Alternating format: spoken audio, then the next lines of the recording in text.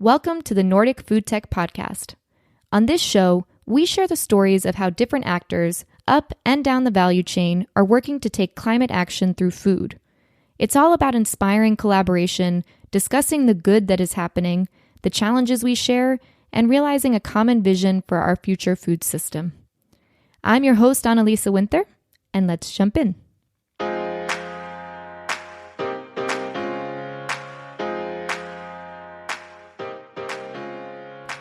The New York Times published a front-page article in their food section about how a decade ago, winemaking in cooler Nordic climates was considered to be a losing proposition.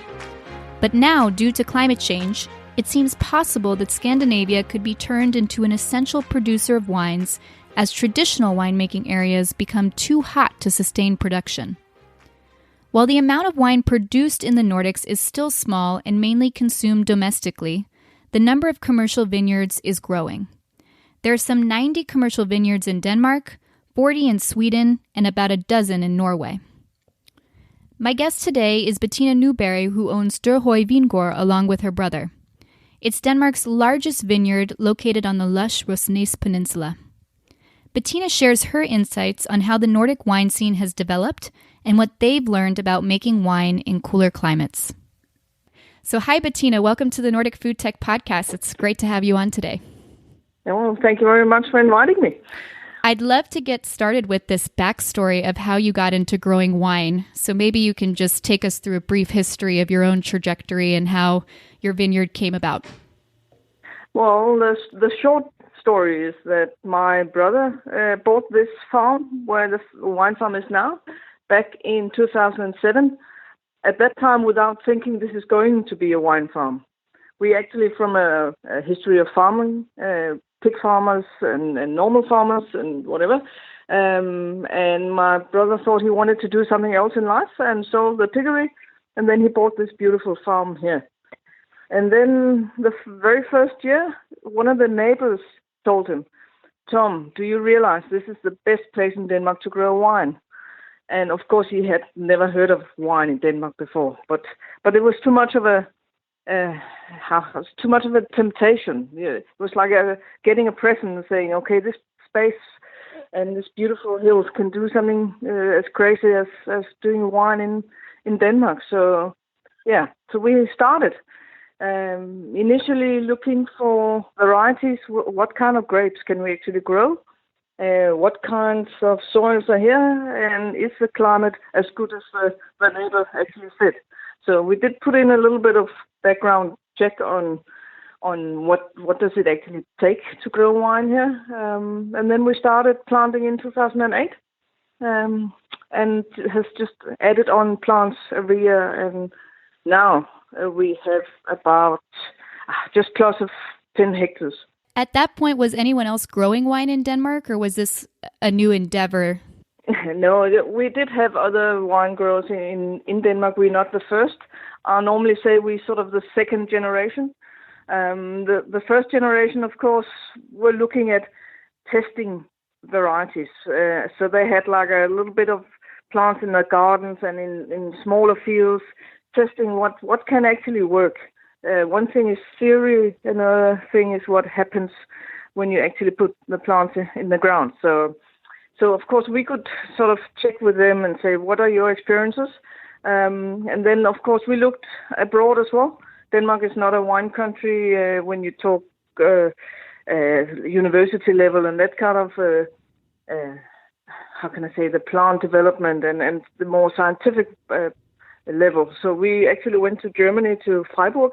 There's a wine institute in Freiburg that does a lot of development in plant, the genomes and all that. To have a chat to them, and we had a lot of varieties we could test.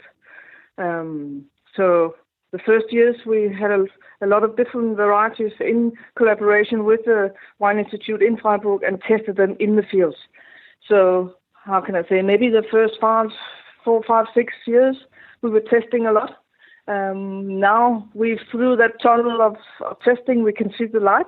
Now we know what it is that we must plant that is viable for a constant delivery of grapes every year in any season. That's the thing. Can you share some more of what you discovered in terms of what works and what doesn't work when it comes to growing wine in the Nordics? Well, of course, we got many challenges. It's very cold here. We don't have much energy in the sun. We do have a lot of hours of light, but we don't have much heat. So it is really a cold country. So we need plants that start a bit early and the leaves must be able to manage that cold nights that we do get.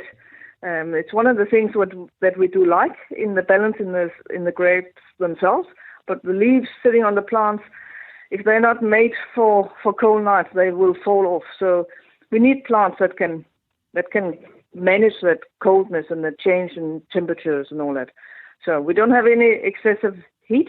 We don't have to worry about sunstroke and things like that. But we do have to think of disease-free varieties because Denmark is an organic country. We are not allowed to spray with anything. Basically, we can only spray with sulfur. That is the only thing. So we need plants that can handle all this fungi and all this humidity. A typical Danish summer is like a rainy day every third day, and the other two are also wet because we also have dew in summer, and of course the ground also gives off a lot of humidity. So it is very wet here, whether it rains or not. So fungi really likes it here. And in terms of the varieties that you are able to grow, there's 6 white varieties and 13 red varieties. Is that right?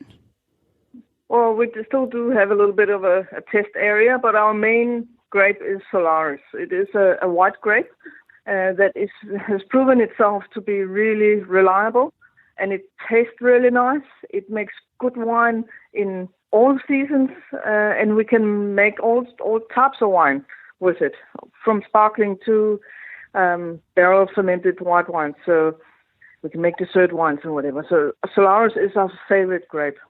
And then we do have other grapes around that to pair with that. We got a Muscaris, which is the Muscat family. We do have a Johanniter, which is our Riesling type. And the fourth green grape is Souvenir Gris, which is actually a gray grape, but we use it for white and orange wine.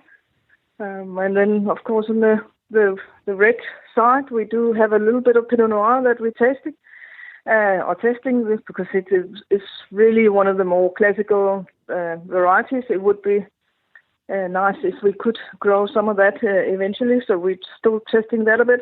And then we got Cabernet Cantor, which is also one of these new varieties that are very, very healthy and good yields and all that.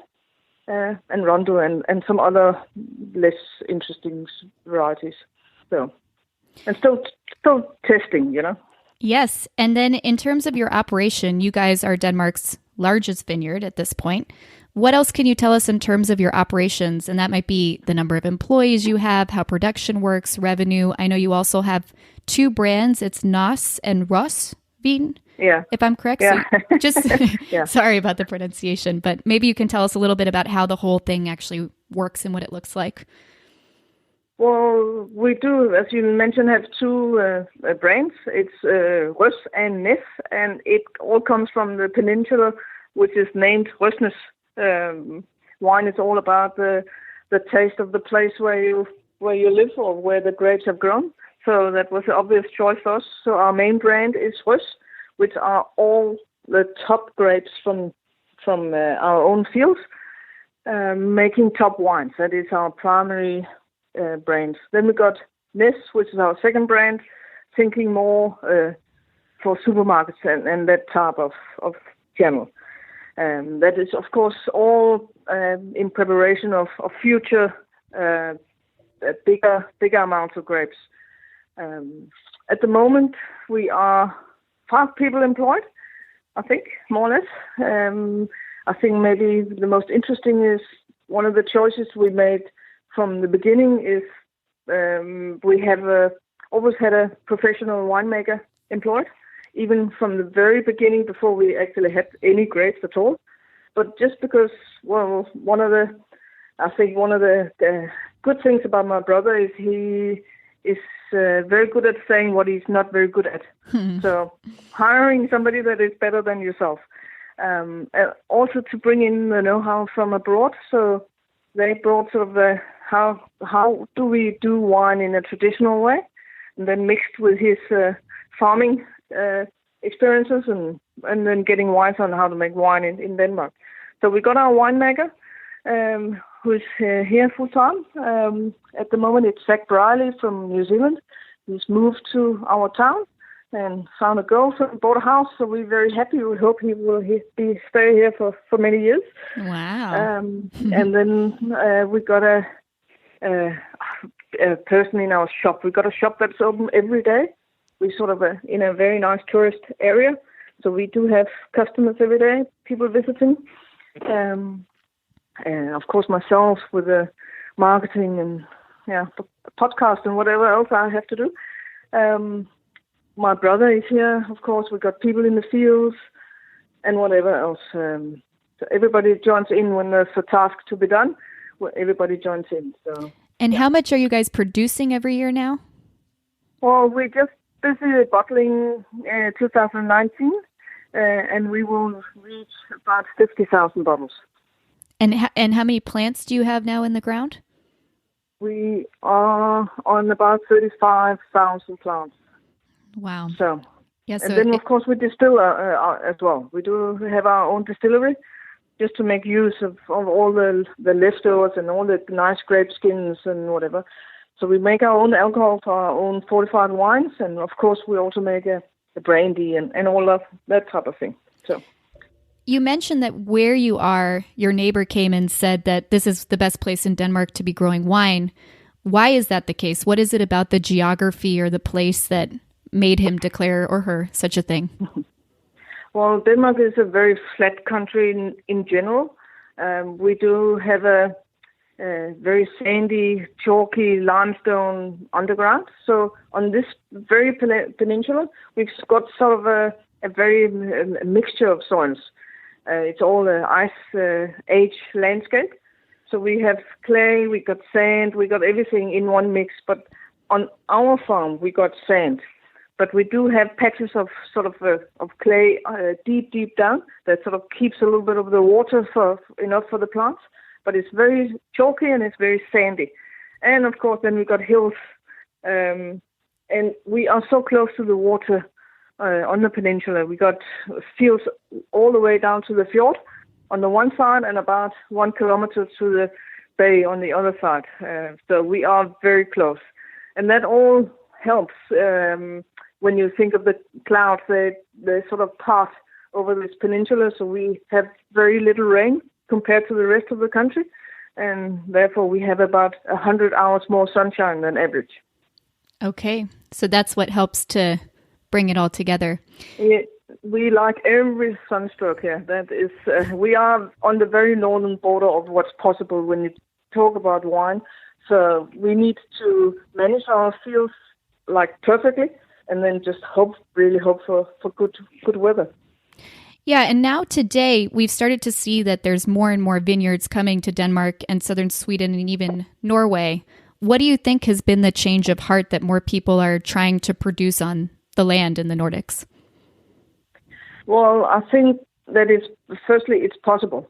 That the scientists have actually developed plants that makes it possible for us to make grapes every year, to make good wine every year, so we can run a business. I mean, that is really the key, I think. A lot of people do talk about climate changes. I don't think that's the main factor. It's, of course, it's something that you have to think about, and that climate does change. We don't necessarily like the storms and the funny weather in July. We do take the extra 2 degrees, but the thing is that they made plants for us that can grow here and can resist all this fungus and the wet weather. Right. And I want to bring in now the fact that you guys were in this big New York Times article about growing wine, and I think they called it Arctic wines.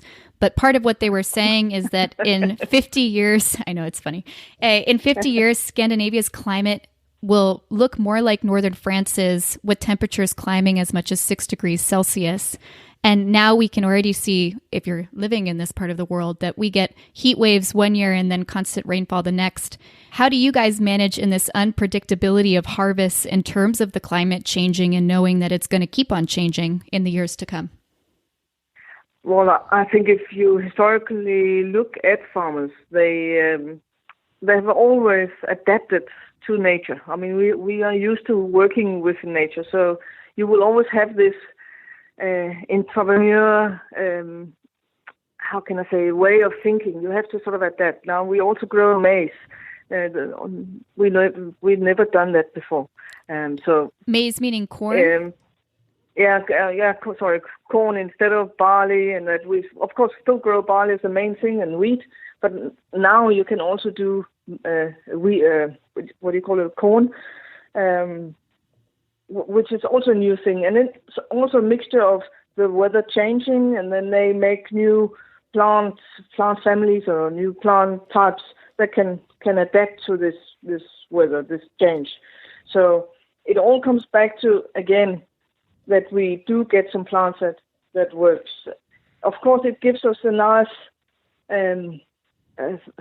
foundation for the future. We can sort of feel a little bit more secure that the grapes will ripen because we know it's getting warmer. I think it's a good picture to try and turn it around. If you have the thought that it was getting colder and colder every year, I'm not sure we would be doing this. Yeah. But now that it is getting warmer, it's a better way. It's a better direction for us. Well, it sounds like your relationship with the scientists who are developing these new plant varietals is really important in terms of staying ahead of the curve or making sure that you're doing what's possible. Yeah, one of the things that we can do in the cold climate is, of course, we can make these fruits in general, apples, cherries, now also grapes, that are fantastic. And that, of course, is what we have to build on.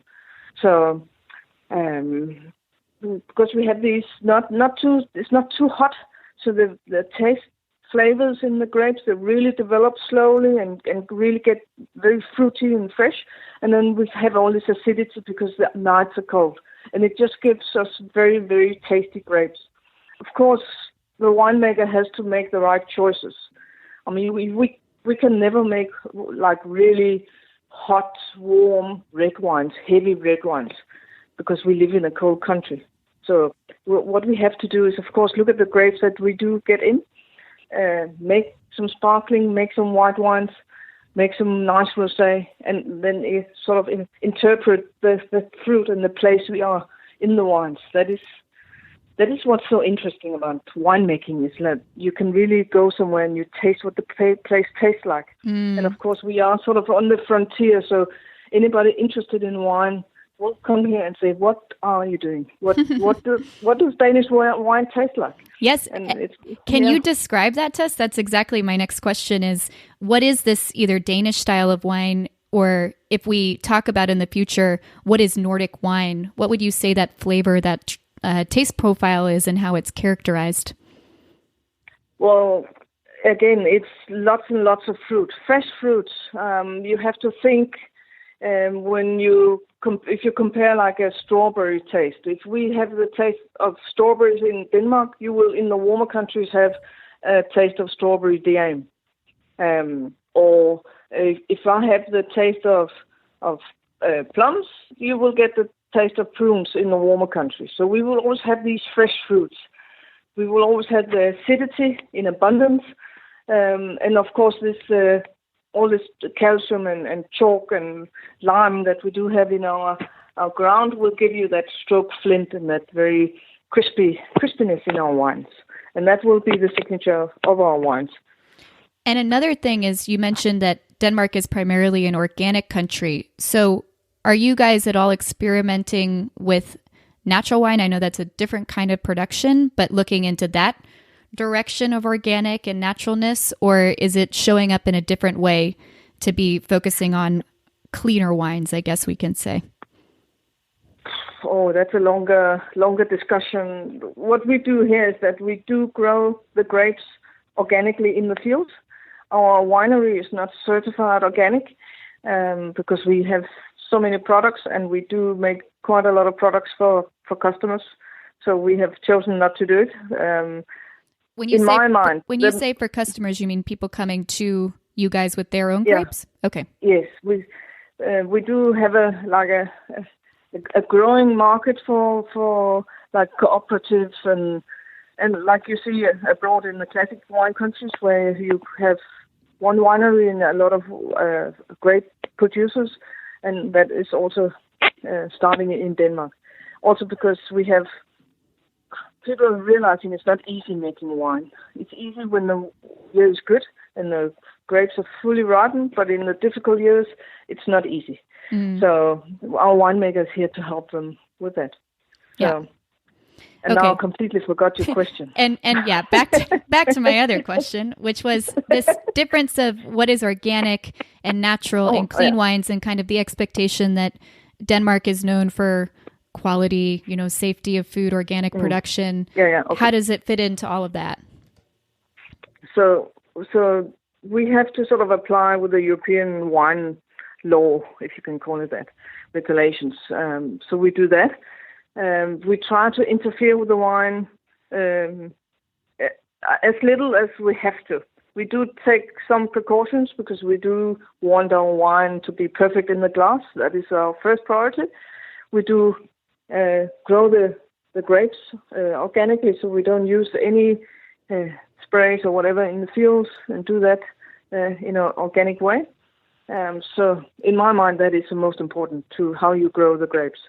In the winery, we don't, there's so many things we don't do, but we try to do it as naturally as we can, not making natural wine, because our grapes are not always, I don't think they would be perfect for that. You need really fully ripened, fully balanced grapes for that.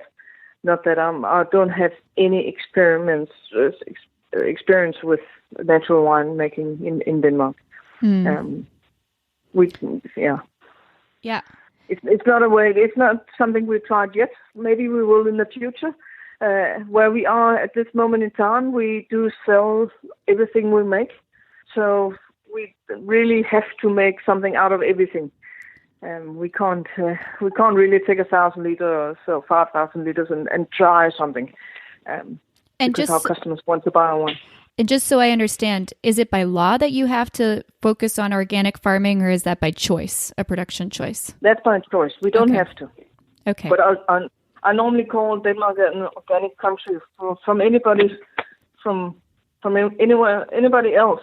Denmark regulations are very, very strict. I think in most countries you can use copper as a normal part of your grape growing and your fruit farming. In Denmark, you can't use it even as a conventional farmer. So the rules are very stricter compared to the rest of the world.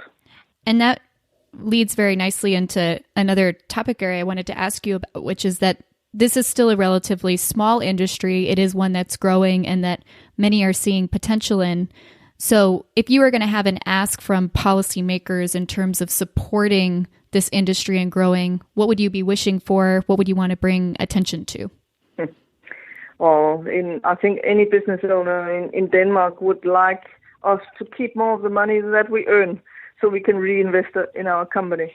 That is a big wish. The tax laws here are pretty heavy, and but that's a long talk. I think that's a general talk in about business in general. Farming wise, wine business wise, I'm not sure the politicians can do anything at the moment. What we have to focus on is making good wine. Just making good wine. Then I think that will solve most things. And make wine that is true to the place we live and the people we are. So you can sort of get to know us by drinking our wine. And then hard work, and then we'll get to to the end. Yeah, I'm sure that's the answer. I know one thing I read is that Denmark and Sweden have approval from the European Union to grow less than 1,000 acres of vineyards, whereas France, Italy, and Spain have 10 million acres, which basically covers all of Denmark. Were you part of that conversation of getting the rights to even grow wine in Denmark? I don't know exactly how long ago it was, but from what I understand, to do so... Denmark was approved as a wine country in the year 2000. Okay. And as you mentioned, we were allowed, given the permission to grow 100 hectares, and we reached that. So now there's a new application going in for another 100 hectares. So if you look at the wine business, we are very small. I mean, we will never talk volumes, big export volumes and that. But what we can do is we can tease the classic wine countries, because we can make good wine that is different to what they do. We got our style of our own, and I think a right of our own to exist. I think our wines prove the point. And this will be interesting to see too, because from what I understood in reading about that, Denmark promised to forego getting subsidies in order to get the approval for winemaking. So it also goes to show that it was a trade-off kind of negotiation in getting this. And if it does continue to grow with climate change and temperatures rising, I've also read that there's some companies from classical wine countries who are investing in buying up land here to hedge their bets, and that in the future, this is where you'll be able to produce. Do you see that happening already, where foreign winemakers are buying land in Denmark, thinking that this is where they'll do their production in the future? Well, I think it's coming, definitely. I know of a few people that are interested. I can see in my emails ticking in that people are interested. And of course, I mean, you get so much more land here for the same money as you can buy land in the classic areas. So in the future, I think, is here. This is where things are happening. And it's not something, my personal opinion or what I think is going to happen is that people are so internationalized now that I think you will have your red wine production in one country and your white wine production in a different country, and then it's just big companies going full on speed ahead. And of course, I hope that we can somehow build this up to be a very serious business in Denmark, so we can attract some investors, so we can plant more, because of course that will help the bottom line. Yeah. What I can hear from you is that everything's still just at the beginning, and it's exciting, and that we don't know what's going to happen yet. Yeah, we don't know. Well, if I knew that, then it wouldn't be fun, would it? No, it wouldn't. But we're very, very happy about what's happening. I mean, we found the grapes to grow. We know how to make the wine. We can describe our main wines, and they are consistently going that way every year. And we have this constant production, which is one of the points we had to show, because we are so far north. Who on earth would have thought that we could do good wine every year? And your wines have been placing at competitions, right? These top wines that you've been producing. Yes, we have been in a few international competitions, just to test where are we. Is it the right way we're going, and just to get it tested abroad. So I think that's important. You have to compare yourself with the best. Definitely. So now I'd like to ask you the questions that I ask everybody that comes on the show. And they're kind of bigger-minded questions, but your opinion as a farmer and a winemaker is very valuable. The first is, what is your vision for the food system in 10 to 15 years? Okay, so my vision for the future, when we look at the whole food situation, is my wish is that people get closer to the source. So we eat vegetables that are in season. We eat our neighbors' cows. We try and bring it closer. I think you get better products, and it makes more sense that we don't have to transport everything. I know if you look at the bigger picture, and you talk about CO2 and you talk about this and that, we have to sort of think a little bit self-sufficient and let science do its work, and get more how can I say, more calories per square meter, if that's possible. And I'm sure science can do that. But of course, we also have to think in natural areas. We still have to really need our biodiversity.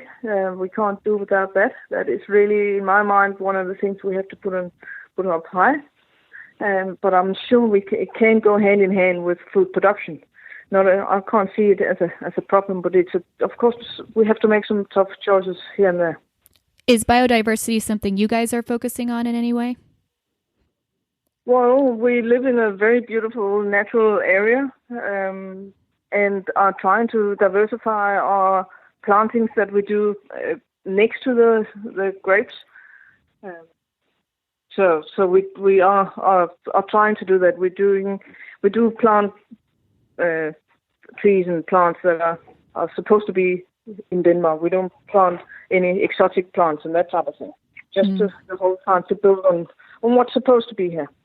And when it comes to the new varietals, those are ones, if wine hasn't traditionally been grown here, how does that fit in terms of introducing them into the environment?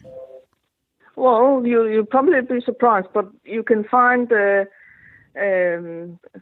grape seeds back to the Vikings, so it's not all that new. That's quite interesting. So what happened in between, I don't know. But I think we can't. We also have to produce something, and in the wine question, we do harvest the grapes, so they don't seed themselves anywhere. So I can't see that as a risk. When we talk about this vision of having a more local food system in the future, what are we missing to get there? Well, I can't tell you, but I think we have to change the way we make food. We have to teach our kids to slaughter fish, and we have to teach them to make bread and just go back to basics, I think. And of course, stop eating too much. We produce so much stuff that are never being used, and I personally think we're just too many people in the world to do that. I don't. It's a very complex question. That it is, and there's many opinions that go into it. But thank you for sharing yours. But I think sorry if I can add something.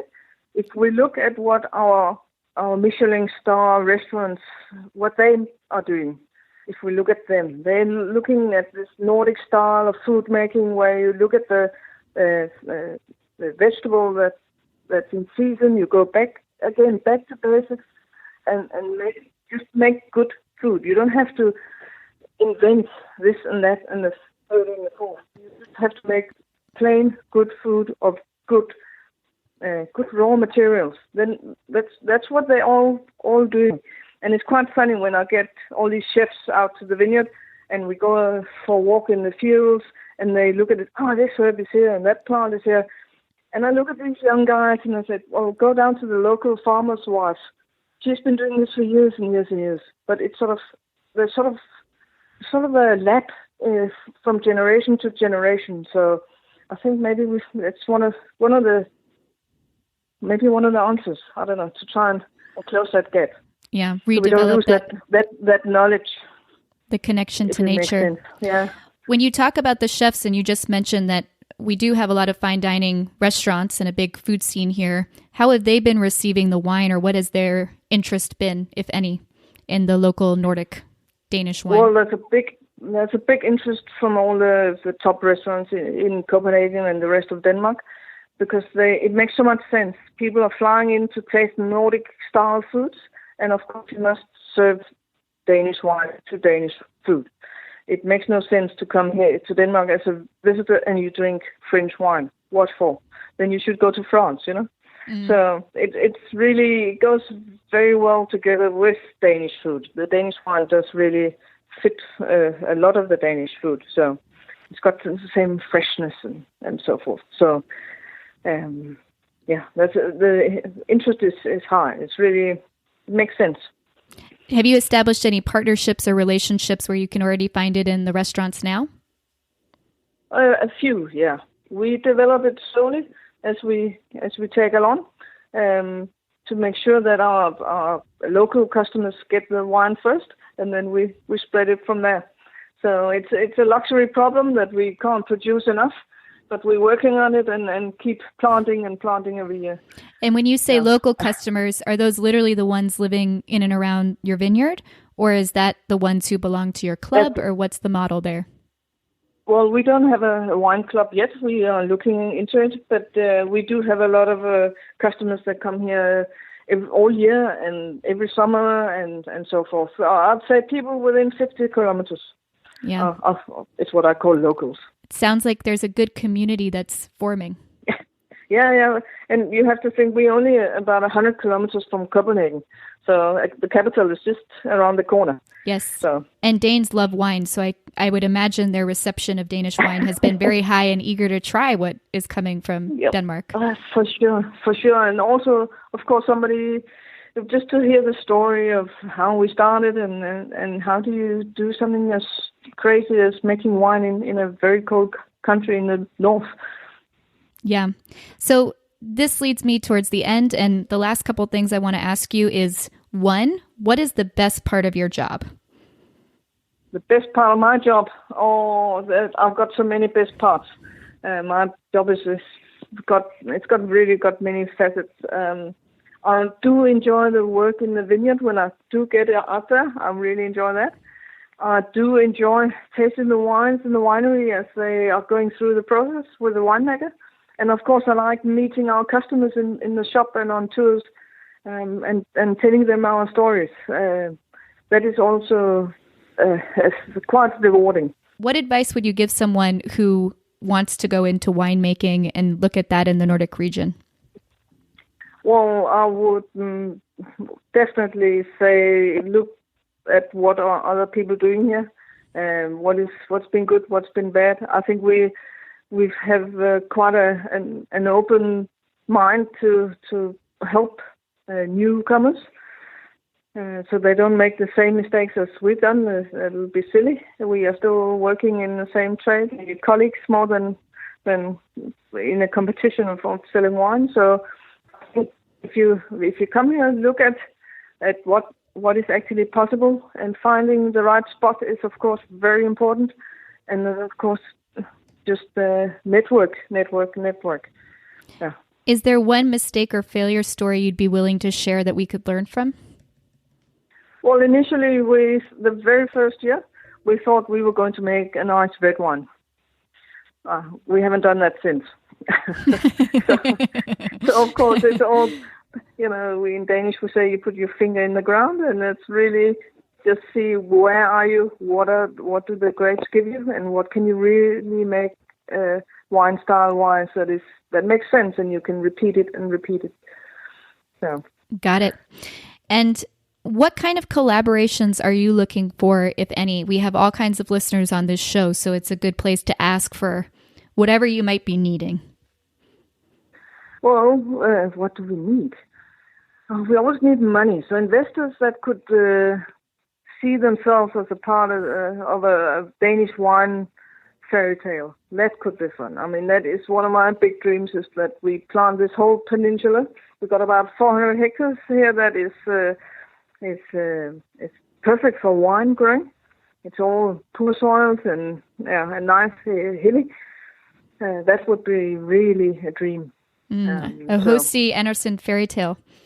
Yeah, that would be nice. So we just need to build on making this a proper business and building the wine trade in Denmark in general, and build up confidence. Then I'm sure it will happen. Do you have any other dreams for the wine trade in Denmark or for the area that you're in? You got me tempted with saying this is one of my dreams. Yeah, of course. I would of course like this wine tourism thing to grow. We have managed this year to get Visit Denmark, which is the official tourism organization in Denmark.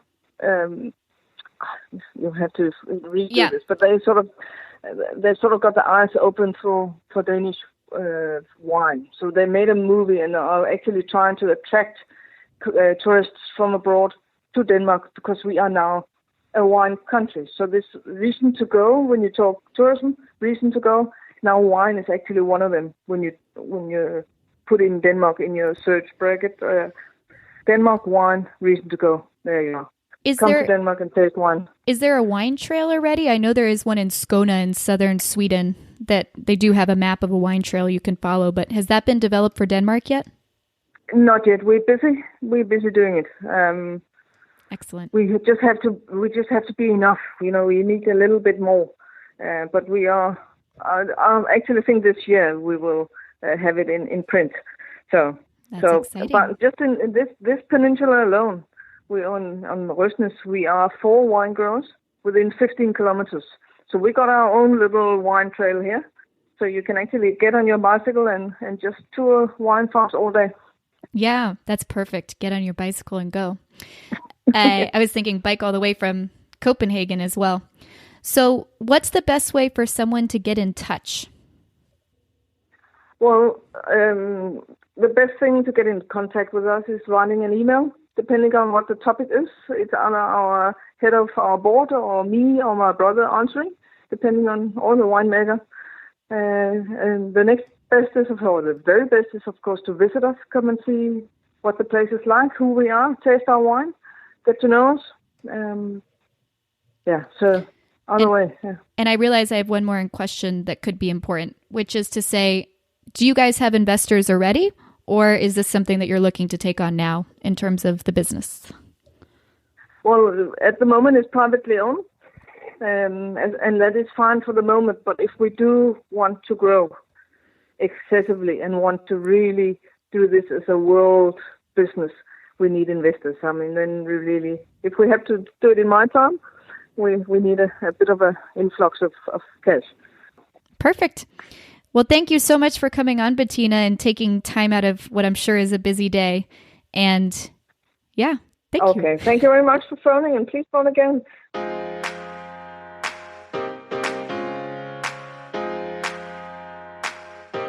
All right, guys, that's all for today. You can find the show notes and more episodes at nordicfoodtech.io. And if you like what you hear, please be generous and take the time to rate the show or share it on social media. This is all about creating better food solutions, and we can't do that without your help. I'm Annalisa Winther, and let's spread the word about the Nordic food tech ecosystem together. See you next time.